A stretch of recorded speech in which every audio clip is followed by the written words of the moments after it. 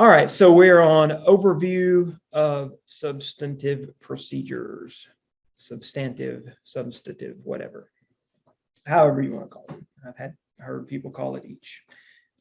No matter what I call it, I stumble over it every time. I just can't pronounce it either way. So that's just a struggle of mine.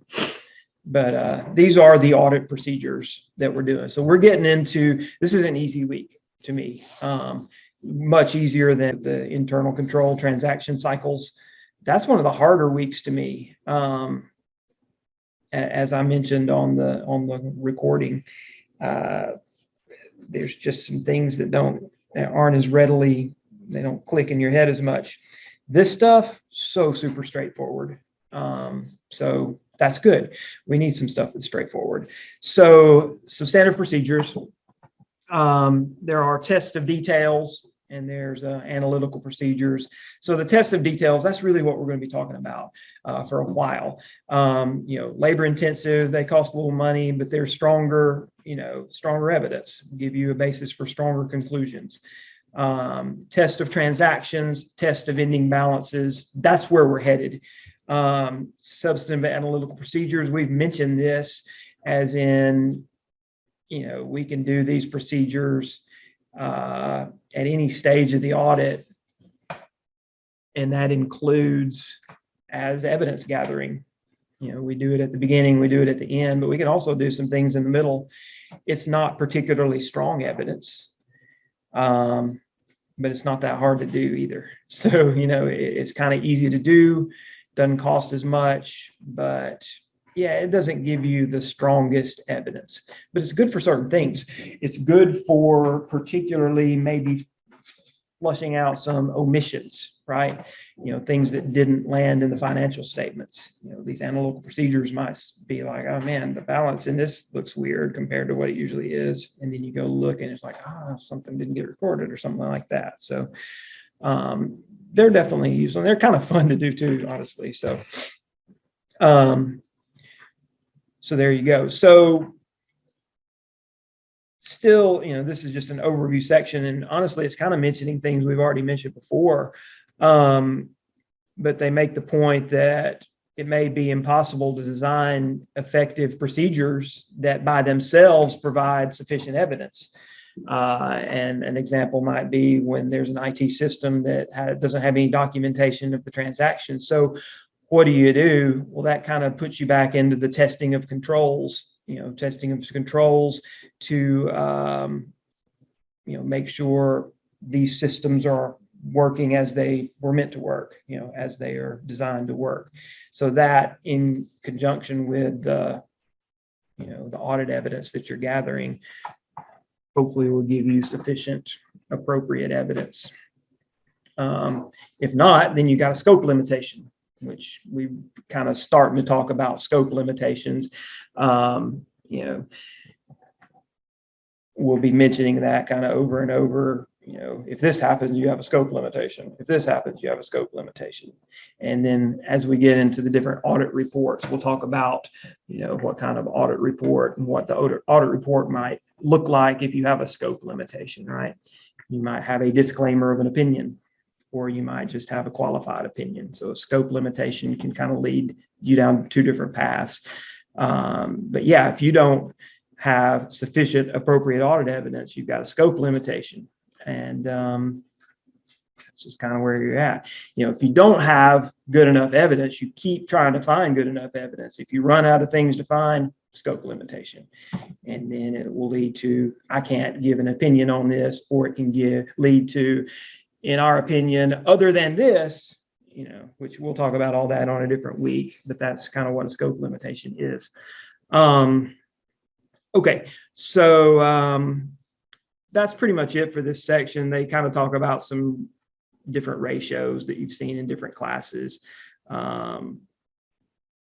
that I'm sure we're all very well familiar with. So, this is just kind of an overview, not a whole lot of stuff for us to worry about here. Questions on this were,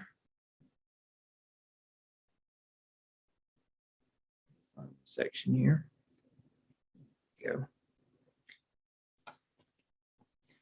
Let's see. Number 2, the element of the audit planning process most likely to be agreed upon with the client before implementation of the audit strategy is the determination of what? So again, time and time again, these questions will be like, where did this come from? I didn't see any of this information in the text. That's okay. We're learning new information from these questions sometimes too. So this question is kind of giving us new information. What part of the audit planning process would we likely try to agree with the client about? So if you read through these, it ends up being D, timing of the inventory observation procedures to be performed. That makes sense, right? That is something that we're going to have to do. That is something that we're obviously not just going to show up and say it's inventory observation. It's like you got to coordinate with the client on this, right? We know we'll do it. Let's get it planned. And the other things that are listed, A, B, and C, are not really things you need to figure out with management, right? Evidence to be gathered to provide a sufficient basis for the auditor's opinion. You're not going to really gather together with management to figure that out, right? Procedures to be undertaken to discover litigation claims and assessments. Pending legal matters to be included in the inquiry of the client's attorney. C's kind of the next best thing. Management is involved on this, but it's not really something you have to kind of agree on in the planning process to get audit strategy figured out. That's just something that's going to show up later on in the audit. But figuring out the day that they're going to observe inventory and do those procedures, that's something you're going to have to kind of coordinate on. So that's what's going on with number 2. What about number 4? At the conclusion of an audit, an auditor is reviewing the evidence gathered in support of the financial statements. With regard to the valuation of inventory, the auditor concludes that the evidence obtained is not sufficient to support management's representations. Which of the following actions is the auditor most likely to take? All right, so you think you're done with the audit, you're doing your review, and you're kind of like, hey, I don't think we did enough on inventory here. What are we going to do? We're going to go back and do more, right? That's it. So number 4, the answer is C. We're going to obtain additional evidence regarding the valuation of inventory. Plain and simple, right? No need to make it harder than it is. We don't have enough information. Let's go find some more, right? So we're not going to jump in and just start disclaiming the opinion or do a qualified opinion, or that D's not going to give us anything at all. So that's what we'll do. We'll keep doing until we can't do any more. Now, if we run out of avenues by which to kind of get at this inventory, then we might have to do either A or B. But no, we're going to go find additional evidence, plain and simple. How about number 6? This is kind of a throwback to a few weeks ago, but it's important. And speaking of which, so on exam 1, the things that y'all need to look at that were missed most often were these types of questions, where detection risk is going up or down and what results from that, and that kind of thing. And that's probably the hardest thing we talked about, honestly. So I get that. But the thing that I think that most people miss that they shouldn't have missed were the firm's system of quality, that quality, what's the word?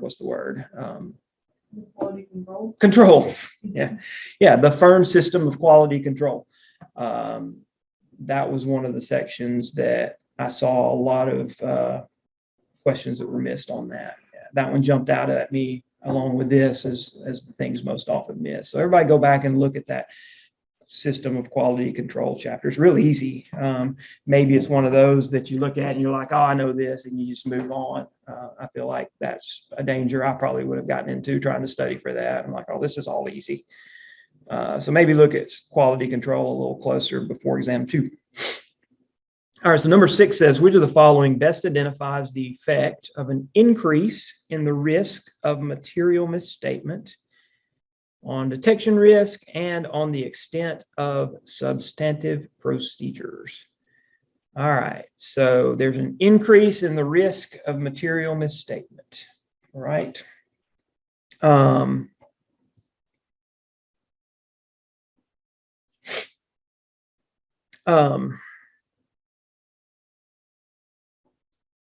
So if that's the case, then we're going to need to have a decreased risk of detection, right?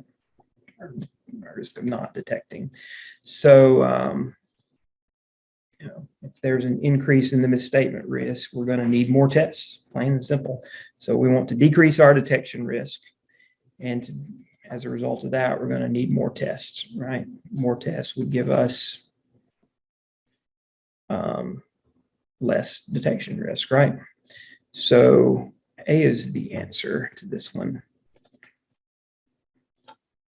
So stay on top of that material. It shows up time and time again. Okay, that's about it for me on that chapter. We can look at any other questions anytime that you ever want. If you just want to speak up, we can glance at them, but if not, we'll move As along. far as the ratios go, we don't have to like calculate those. No, I wouldn't think so, no. So the question was, do we think we would need to calculate any of those ratios? And I would say probably not. That more belongs in BEC, or maybe even a little bit of FAR, but not so much here, I wouldn't think. Not so much that you would need to just kind of zero in and study on something, Yeah. it might be something like a little horizontal, percentage change type thing. But even then, I think it would probably more belong in BEC. So no, I wouldn't worry so much about it.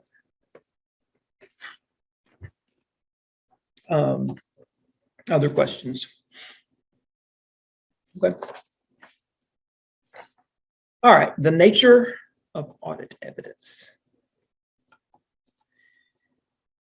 All right, we get into some very important things here, things that we'll see over and over again, things that will show up in all types of questions. And the things I'm talking about, you probably already know, is going to be those assertions, those existence and completeness assertions. And those are definitely the ones that are most heavily tested, but the other assertions too. But we'll get there. So to begin with, just some real obvious statements here, but there's never anything wrong with making obvious statements because these are testable things. But the first thing mentioned is that the accounting records themselves would not provide sufficient appropriate audit evidence. I mean, that's so obvious, right? The auditor needs to obtain evidence by testing them. That's a stupid thing to put in there, but there it is. Another obvious statement is made: the greater the risk, the more evidence is needed. But I put it there anyway. The higher the quality of the evidence, the less evidence is needed. These are all things that could show up as test questions, so it's good to look at them here. Now, the reliability of evidence, this is kind of obvious stuff too. Maybe not quite as obvious as those two really obvious little segments above it, but this kind of lists out things that are more reliable, evidence that's more reliable. So evidence obtained directly by the auditor is more reliable than evidence obtained indirectly or obtained by inference. Example, observing a control yourself is better than just asking about it, obviously, right? Evidence is more reliable when it's obtained from an independent source outside the entity. That makes sense. Evidence provided on original documents is more reliable than evidence based on photocopies or faxes. And then I added this next sentence as a result of one of the questions. The auditor is not normally responsible for authenticating an entity's documents. Now, obviously, there would be a reasonableness factor to that. You wouldn't, look at a document that's obviously fake and be like, oh, it's not my problem. You know, it's within reason, of course, but no, we're not going to have to do this rigorous authenticating process to make it sure everything's fine. You know, that's not our responsibility. Then we get into the good stuff. They keep changing this. You know, there used to be these 5 traditional things that they then decided to group into 3 categories as of last year when I taught this class. Now, as of this year, they've classified it into 2 separate categories, but honestly, they've done a pretty good job of making this more streamlined and easier. I like where they're at now. So that's good. Maybe they won't change it again. But these assertions are essentially the same for account balances as they are for the transactions themselves. So, you know, you can kind of see how this is, you know, you're testing the ending balance, right? But you're also testing the transactions that led to those ending balances. So it's kind of like you're testing the balance sheet, but you're also testing the income statement, if you want to kind of think of it that way. But that's definitely oversimplifying it. But yeah, these assertions apply to the ending balance that we want to make sure is reasonably stated, and the transactions that led to those, right? But they're essentially the same 5 for each. The big difference is, well, we'll get there. And there's actually a 6th one here. No, there's 6. I'm sorry, I'm back to the 5. See, they keep changing stuff. There's 6 of them. So for the balances, so the balance sheet balances, we want to test for existence. All right. As you're reasoning through questions and things, try to put this type of thing in your own words, right? Existence. I am testing this. I see numbers. I want to make sure there's reality behind those numbers, right? Do these things exist in real life? I'm looking at paper. Do they exist in real life? That's existence, right? Completeness. All right. So now I am saying, is everything that should have been recorded actually recorded? Did they leave something out? All right. Rights and obligations. All right. So this is kind of a different test. You know, I may be seeing that inventory exists, but I need to test whether, is it our inventory or is it somebody else's inventory and it's here in my office on consignment? Right? That kind of thing. So rights and obligations. Who controls the rights to the assets? Whose obligations really are these liabilities? Are there any restrictions? Are they disclosed? So yeah, it may exist, it may be recorded, but should it have been, right? Is it somebody else's thing? Something that should have been recorded on your books. Accuracy, valuation, and allocation. That's pretty self-explanatory, right? Everything is at the appropriate amount. Did we calculate things right? Classification, is it recorded in the proper place? And then presentation, is everything presented like it should be? You know, is it aggregated the right way, disaggregated the right way? Is it clearly described? Did we present it as we are supposed to? So these are all different tests the auditors can do, and they're going to be testing a lot of this, right? So, you know, think about inventory is always an easy one to kind of wrap your mind around. We understand inventory. So if we're testing the inventory balance, we're going to see those numbers and we'll make sure that the underlying inventory items exist. We're also going to make sure everything that's in inventory was completely recorded. We're going to make sure that the inventory is not someone else's inventory on consignment. We're going to make sure that it was properly valued at, was it lower of cost, or used to be just lower cost or market? I think it's lower of cost or net realizable value now. I don't know. I haven't taught intermediate in a long time, so I can't remember exactly. We're going to make sure everything's in the proper account and presented as it should be. So all these tests could apply to different balance. And then essentially the same assertions for testing the transactions that happened or events that happened. Instead of existence, we're going to call this one occurrence, but it's really the same idea. Did this really occur, right? Completeness. Did we leave anything out? Cutoff, and our book does make a very good point about this. This is a bit redundant because, cutoff is, did we record it in the correct accounting period? But recording too early would violate occurrence, and recording too late would violate existence. Or, existence. Let that word out, didn't I? Accuracy, again, classification, again, presentation, again. So really kind of the same things. So yeah, this is very overview type of things. These are things we're going to be talking about. These are things that are going to be in a lot of questions.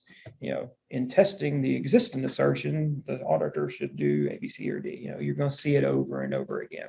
I had the hardest time with the ones that were about sales for some reason. I guess it was just the terms they used.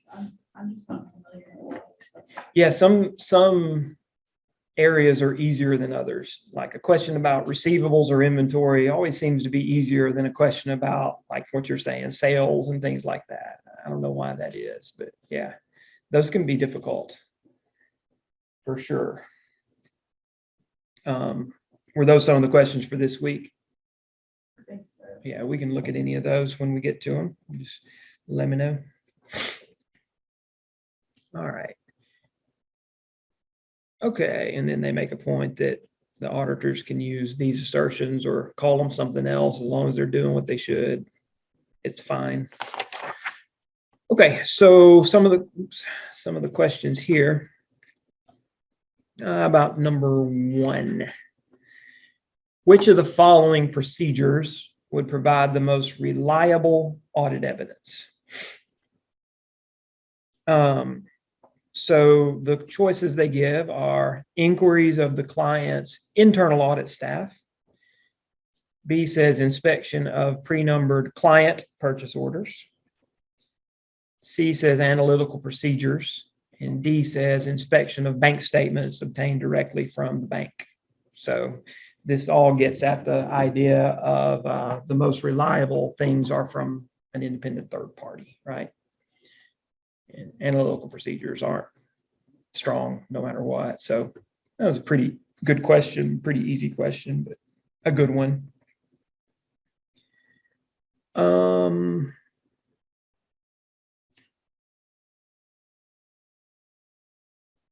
2 is, all right, let's look at 2. 2 is a little tricky and a good example of pay attention to every word. It's a good skill to have on the CPA exam. Don't let the meaning of words escape you, right? Which of the following presumptions does not relate to appropriateness of audit evidence? So if you think about what we say about audit evidence, we say we want sufficient, appropriate audit evidence. And those words mean something, right? Sufficient, was it enough? Appropriate, was it the right thing, right? So A says the more effective the internal control structure, the more assurance it provides about the accounting data and financial statements. B says an auditor's opinion to be economically useful is formed within reasonable time and based on evidence obtained at a reasonable cost. C says evidence obtained from independent sources outside the entity is more reliable than evidence secured solely within the entity. And D says the independent auditor's direct personal knowledge obtained through observation and inspection is more persuasive than information obtained indirectly. So what I'm seeing here are 4 very true things. So that's what makes this difficult. None of those jump out at me as, well, that's obviously not a right thing. So all 4 of these are correct statements about that are being made, right? But one of them does not relate to appropriate audit evidence. The one that relates to sufficient audit evidence is B. So that makes this a little tricky to me. I had to read and reread this. I'm like, these all 4 look good to me. And then it's like, appropriateness of audit evidence.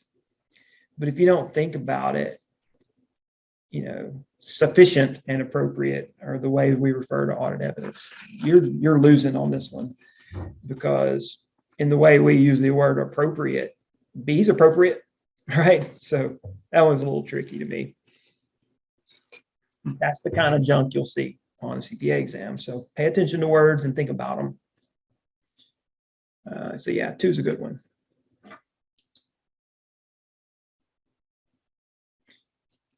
Number 3, which of the following types of audit evidence is the most persuasive? Pre-numbered client purchase order forms, client worksheets, bank statements obtained from the client, or client representation letter. So I'm seeing the word client in every one of these, so that's kind of tricky, right? So then you have to think a little deeper. So these are pre-numbered client purchase order forms. These are client worksheets. This is a client rep letter. This is a bank statement. All right. We are getting it from the client, but it's still from a third party, even though we're getting it from client. It'd be better if we got it directly from the bank, but getting this bank statement from the client is still a stronger evidence than these 3 things that originates from the client. Oh yeah, number 3. Yeah. So these 3 are created by and controlled by the client. This one's created by a third party, even though it's controlled by the client. It's tricky. It's a tricky one. All right, number 4. Which of the following statements concerning evidential matter is correct? All right. A says competent evidence supporting management's assertions should be convincing rather than merely persuasive. I don't even know what the heck that means. That's not going to fly. What's the difference in convincing and persuasive? Merely persuasive. This is a stupid one, so we're throwing A out. B says an effective internal control structure contributes little to the reliability of evidence created within the entity. Well, that's definitely not true. C says the cost of obtaining evidence is not an important consideration to an auditor in deciding what evidence should be obtained. Well, that's not true. That's obviously a consideration, right? So D better be right. D says a client's accounting data cannot be considered sufficient audit evidence to support the financial statements. This could have been worded a little more clearly by saying a client's accounting data alone cannot be considered sufficient audit evidence. I mean, some of the client's accounting data, you could argue a little on that. They might could have worded this a little better, but that's the answer.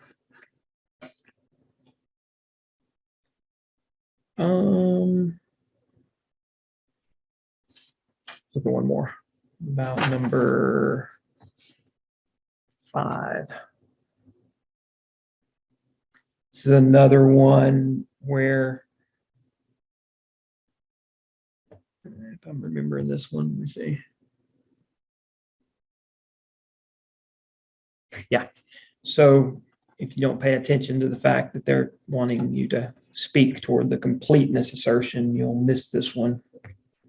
So which of the following questions would most likely be included in an internal control questionnaire concerning the completeness assertion? So A says we're going to check whether an authorized purchase order required before the receiving department can accept a shipment or vouchers payable department can record a voucher. So you read that and you're like, oh, that sounds like a good control. Well, it is, but it's not going to address completeness. It's going to speak more at existence, right? You know, is the transaction valid? Does it exist?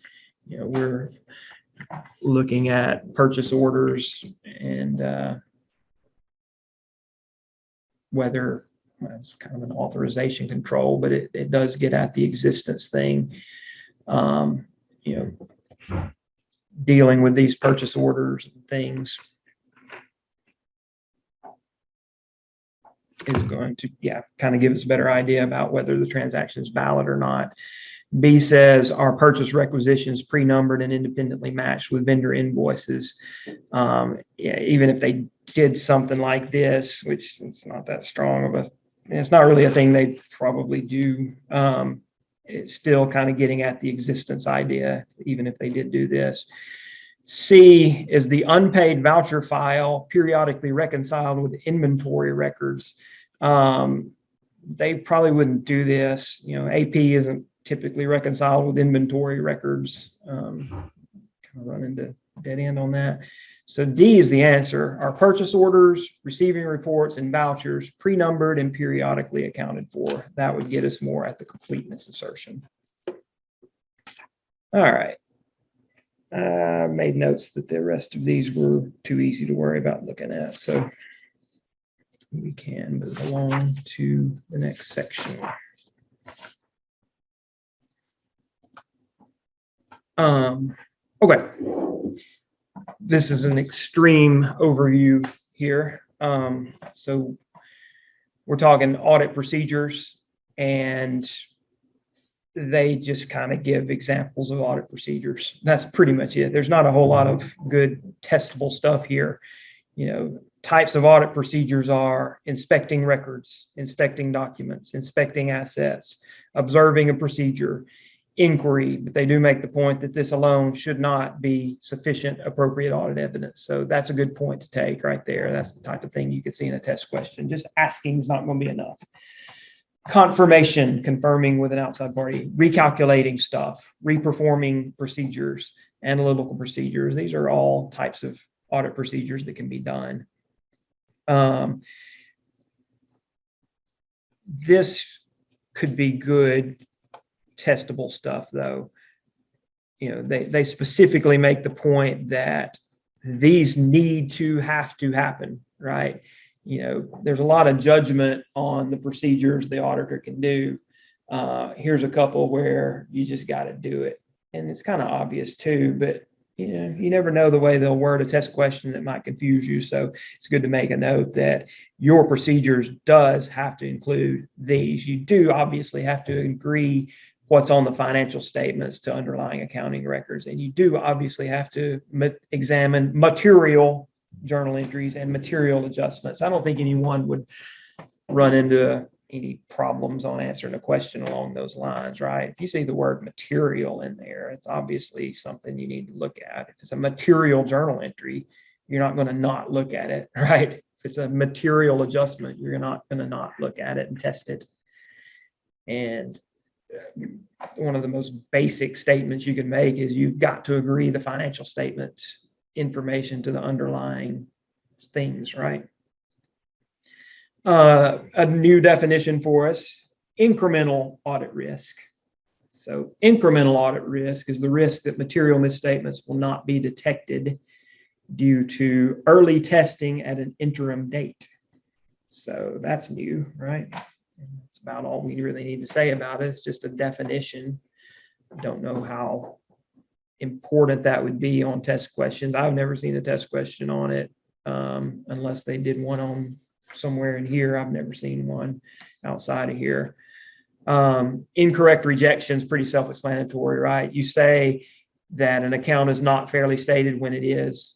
You say that a control is not operating effectively when it is. You incorrectly reject something. You say this is bad, but actually it was good, right? The other side of that would be incorrect acceptance, where you say it's good, but it's not good, right? So there you go. Quick and easy little section here. I do have several questions that I thought were worth looking at, though, on such an easy section. You know, such an overview section that they can kind of plug in all kinds of different questions to it, I guess. I thought several of them were worth looking at. Number 2, which of the following procedures would an auditor most likely perform during an audit's overall review stage in formulating an opinion on the financial statement? So we're in the review stage on this one, right? That's a final check. You know, you've done all your audit stuff. You're reviewing the audit and you're just doing a final kind of run through and reading the financial statements and things like that, just to give a final check, right? So which would we most likely do in that final check? We would most likely simply do this. Consider whether the results of audit procedures affect the assessment of the risk of material misstatement due to fraud. That's the kind of thing we would check in the final review. Was our audit procedures fine, right? That's it.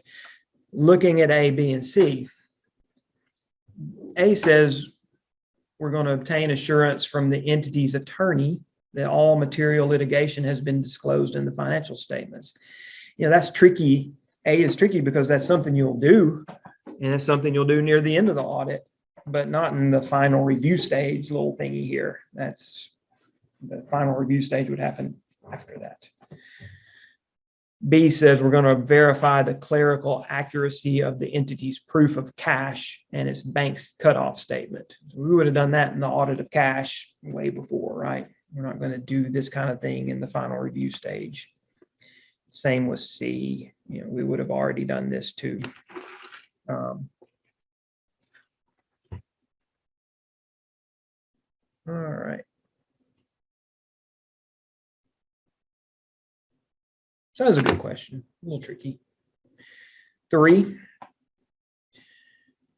Before applying principal substantive tests to an entity's accounts receivable at an interim date, an auditor should what? A says, consider the likelihood of assessing the risk of incorrect rejection too low. So I think this is the reason I added that last couple of things on the notes about what incorrect rejection is. So you reject something that's fairly stated. You reject something that's fairly stated when it's. You reject that it's fairly stated when it's. I can't get the words out now. You say it's bad when it was good. How about that?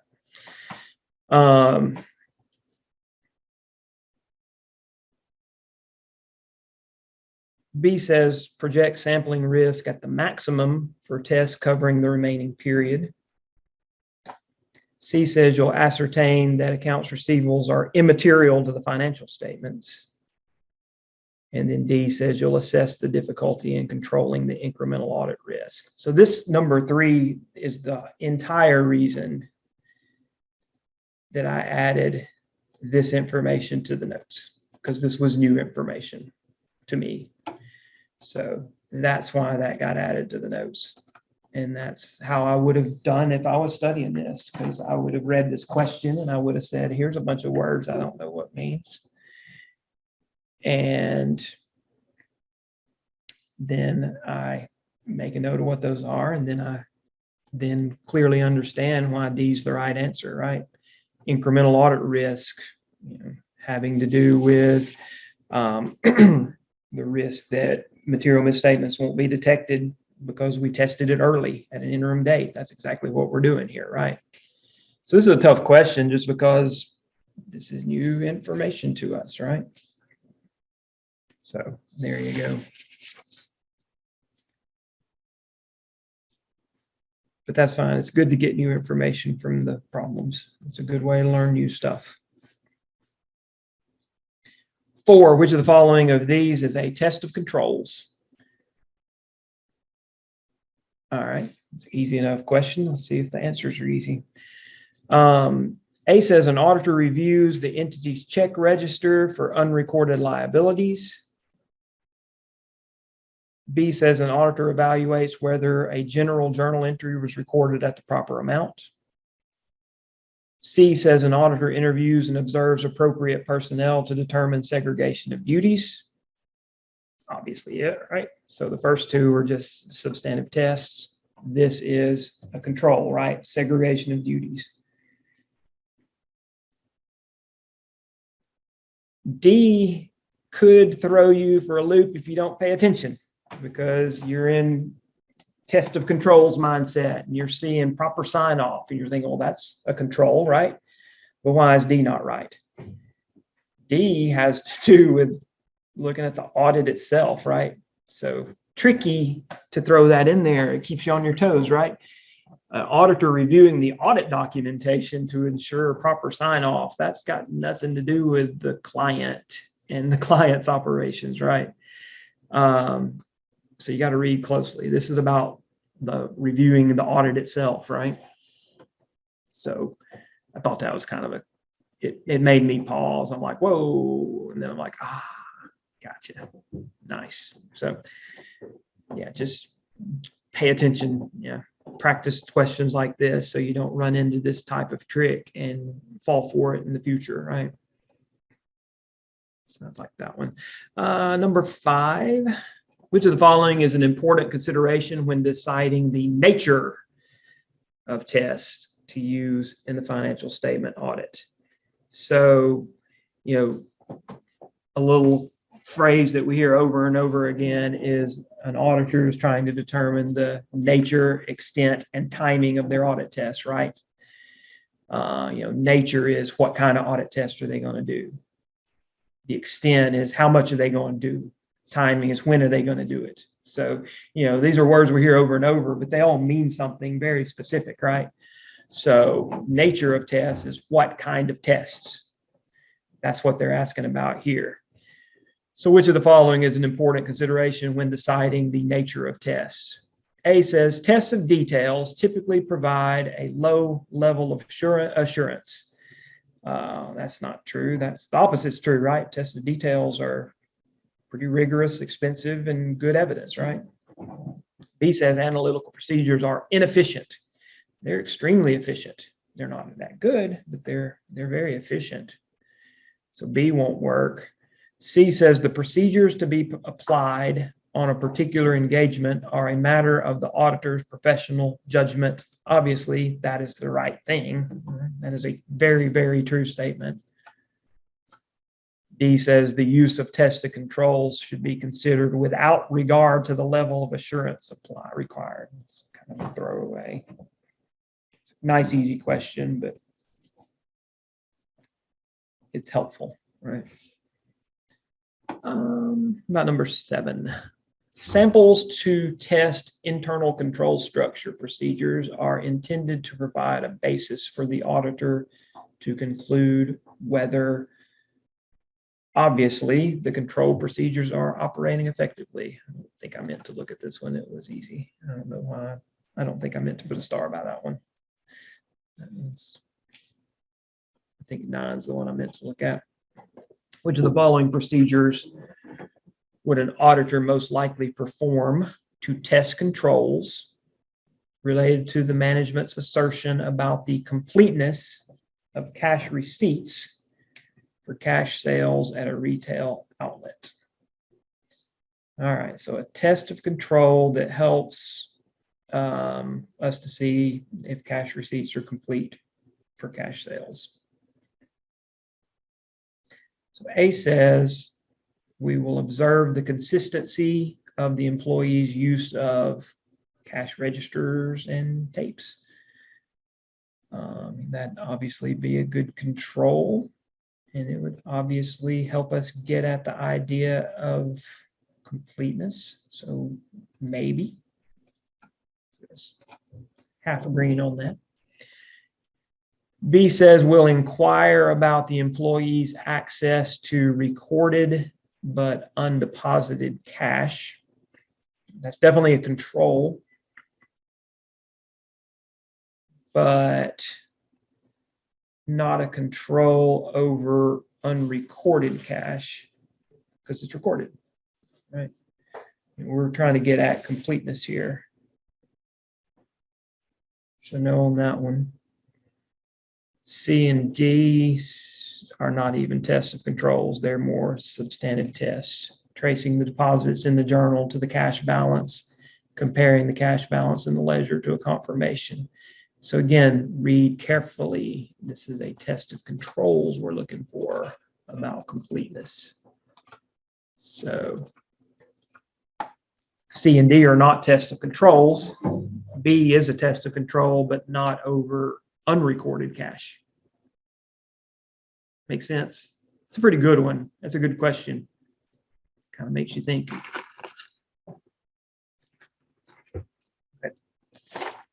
All right, good questions for such a light section, I thought.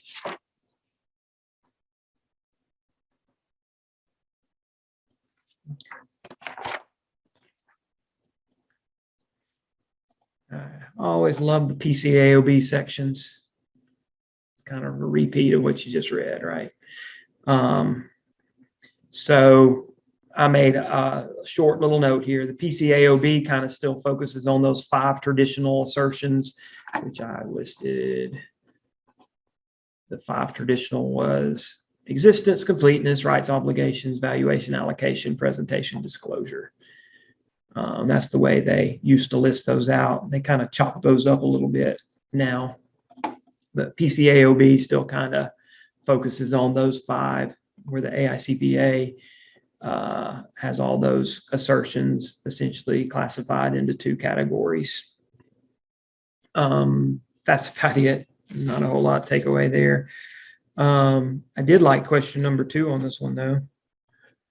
A lot of times, if you see a question about PCAOB, it usually would be true, even if it wasn't about PCAOB. In PCAOB's AS section 2110, identifying and assessing risk of material misstatement, okay, all that you can ignore. The PCAOB states that the auditor should perform all of the following as risk assessment procedures except for. All right. A says incorporating a degree of unpredictability in planned audit procedures. B says obtaining an understanding of the company and its environment. C says performing analytical procedures. And D says inquiring of the audit committee, management, and others within the company about risk of material misstatement. So all 4 of these are good things, right? These are all 4 good things an auditor should do. So if you see a question where there's 4 good things an auditor should do, go back and read the question closely to see what specific things you can pull. This is risk assessment procedures. We are performing procedures to assess risk. A is something we should definitely do. We should always incorporate a degree of unpredictability into our audit procedures. But this is not a risk assessment thing, right? So A is the wrong answer, which makes it the right answer, right?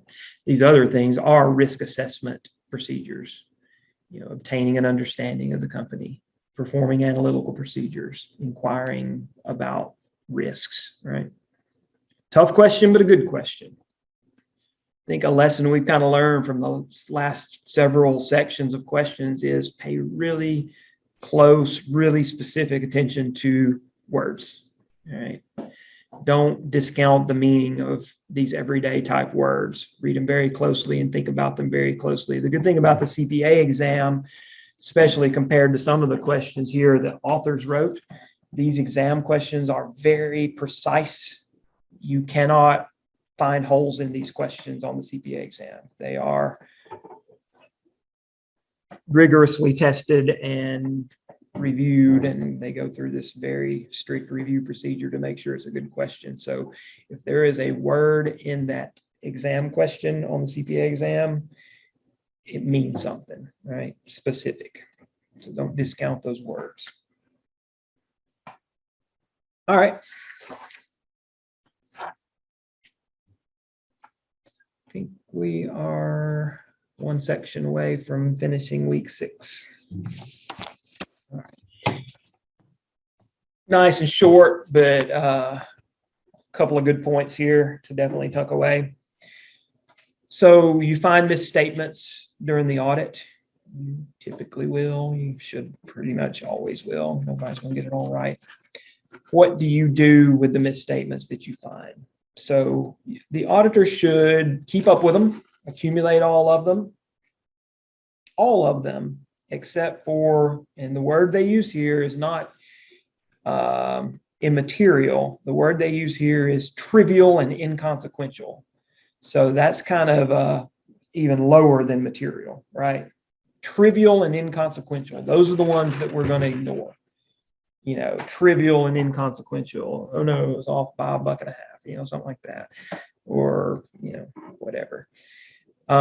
They define types of misstatements. There's a factual misstatement where it's just, hey, it's a fact and it's misstated. And there's no doubt, nobody can argue with this. There it is, right?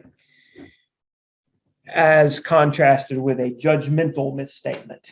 All right, so there is a misstatement in your mind, the auditor, because you have a difference of opinion with how it should have been done, right? Your judgment about accounting for this is different from management's judgment about how to account for this. That is a judgmental misstatement, right? It's opinion, right? So keep that in mind, because those are good test questions. I think they had several examples in the exam questions right after this section. And then a projected misstatement, it's kind of a separate idea than these other two, and that's just the auditors taking the misstatement that they observed and projecting it to the total. You know, they maybe sampled some and found that a percent of it, you know, whatever was off, and then they projected out to the entire population based on what they found in the sample. All right, and then as misstatements are identified, you as the auditor need to be mindful always of, do I need to change my audit strategy and my audit plan because of these misstatements I'm finding? Okay, pretty simple as far as the content goes. Highlighted a few questions for us to look at. Number one, misstatements discovered by the auditor were immaterial in the aggregate in prior years. Such misstatements should be. All right, so they said immaterial. You know, even if it's immaterial, we'll still consider it. The only ones we're going to completely get out of our mind are clearly trivial and inconsequential, they say is the term that they use for that. So, I mean, these misstatements would certainly be considered in the evaluation of audit findings. We're going to accumulate those and keep up with them. We are required to do that. Will we disclose these misstatements on the financial statements? No, it doesn't have any place on the financial statements as a disclosure. You know, we recommend adjustments on those, but it's not a disclosure. It's like, we found in the audit of these this much of misstatement. We wouldn't do that. Would we retest the test of controls? There's no reason to go back and retest test of controls. You test controls to see if the controls are operating properly, and that allows you to either beef up or beef down your substantive test, right? That's what test of controls are for. No point in going back in time and retesting those after you've found misstatements. And I guess D would be the one we would be most tempted to answer. And it says to remove them from the prior year summary because they were immaterial. We wouldn't do that. We're going to still consider them unless they are trivial or inconsequential. That's different from immaterial. So definitely make a note of that. Two's good. An auditor has set the materiality level for the financial statements as a whole at 125,000. Which of the following misstatements would the auditor most likely consider material? Now, the auditor could consider any of these material, but which of these is the worst? And the worst of these, we haven't gotten there yet, so we're getting a little ahead of ourselves with this question, but you have now read this section, so you know that the key word regarding related party transactions is disclosure, right? You've got to disclose those. That's the big thing about related party disclosures. So you can't get away with B. Lots of ramifications of this. C, I'm not tempted to answer at all. All they did was misclassify 42 as supply, as miscellaneous. Okay, you know, it's still in the income statement. It still hits the bottom line, whatever. It's not a huge deal. I'm not tempted to answer D because that's more of a judgmental, what was the word? Misstatement. Oh my goodness. So that's a lesser of a deal. So if anything, I'd be tempted to answer A above, as my next best answer. But B is clearly the worst one. But unrecorded, 47,000 payable, that seems like a pretty big deal too, especially with an overall materiality of 125. So I would rank these as B is the worst, A is the next worst. Yeah, I don't know about C and D. I would say D or C is the least worst because so what, right? Number 5. I like 5. We'll see several like this, I think. Remember, I think I've said over and over, document, questions about documentation are always easy. Document everything. Why shouldn't you? What would you not document in a question like this? And the answer is always going to be, you're not going to document something that you wouldn't do in the first place is pretty much what it is. So you can almost always replace the question, an auditor is not required to document, as an auditor is not required to do this. So what would you possibly not document here? We don't care if senior management agrees with the tolerable misstatement that we have specified in our materiality deal, right? It's not up to them to be aware or agree with it. So that's not something we document because that's not something we'll do, right?